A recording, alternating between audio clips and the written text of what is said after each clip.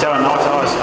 Sepak terjang komplotan perampok Mujiadi CS, yang berhasil menggasak uang Rp730 juta dan perhiasan milik Wali Kota Blitar, Santoso, dari dalam rumah dinasnya di Jalan Sudanco Supriyadi Kota Blitar, pada Senin, 12 Desember 2022, tak bisa diremehkan.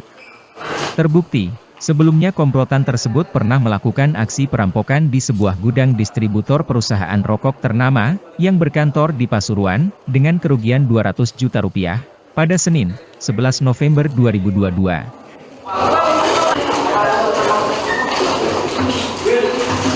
Kanit 3 Subdit 3 Jatanras di Reskrimum Polda Jatim, Kompol Trishis Biantoro mengatakan, otak dari komplotan perampokan antar wilayah tersebut yang belakangan menyita perhatian, karena menargetkan rumah dinas pejabat pemerintahan, bernama Mujiadi. Mujiadi mulai membentuk komplotannya itu, bermula dengan Asmuri, saat bersama-sama mendekam di Lapas Sleman Daerah Istimewa Yogyakarta, sebagai tahanan kasus narkotika, pada tahun 2007 hingga 2008.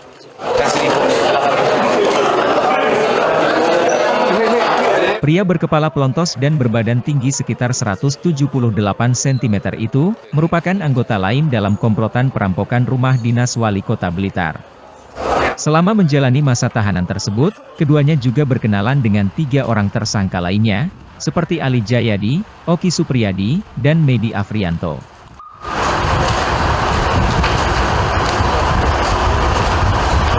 Tak sulit bagi mereka menyatukan tujuan untuk melakukan sebuah aksi kejahatan berskala besar, dengan harapan memperoleh hasil yang juga lebih lumayan.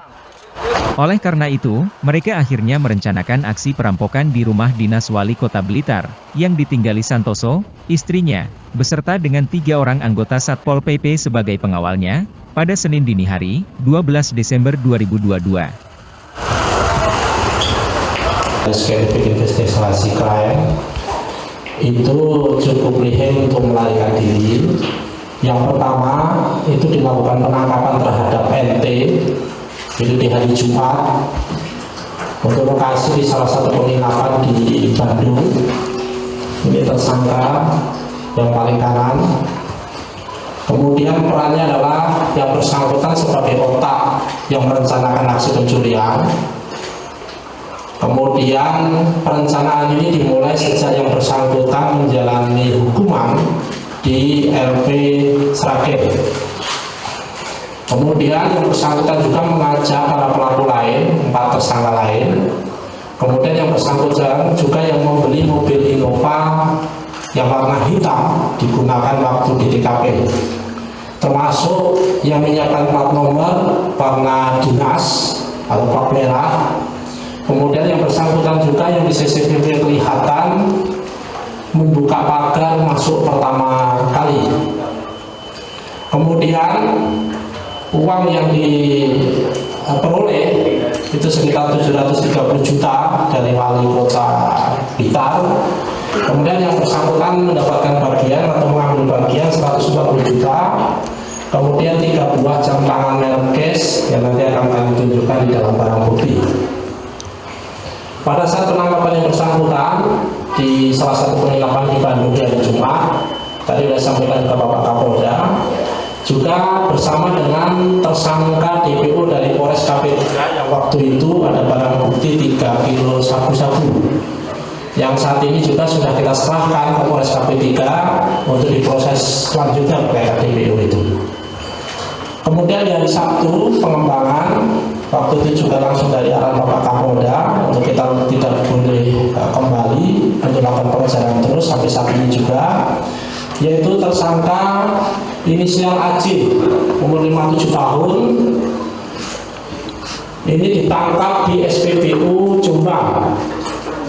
Yang bersangkutan diajak untuk melakukan curas itu oleh tersangka NT yang pertama tadi.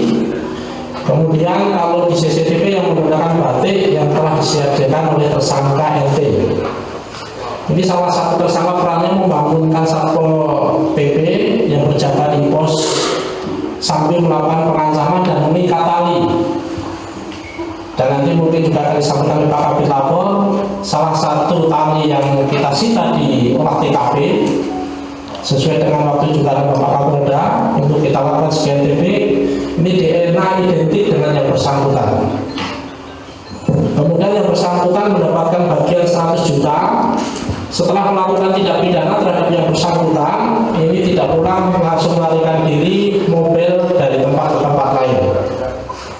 Kemudian di hari Minggu kita lakukan penangkapan terhadap tersangka yang ketiga atas nama AS atau ASN.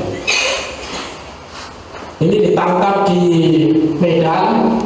Total uang yang bisa kita sita dari tiga tersangka 230-an juta, dan kemudian kedua tersangka lain sejak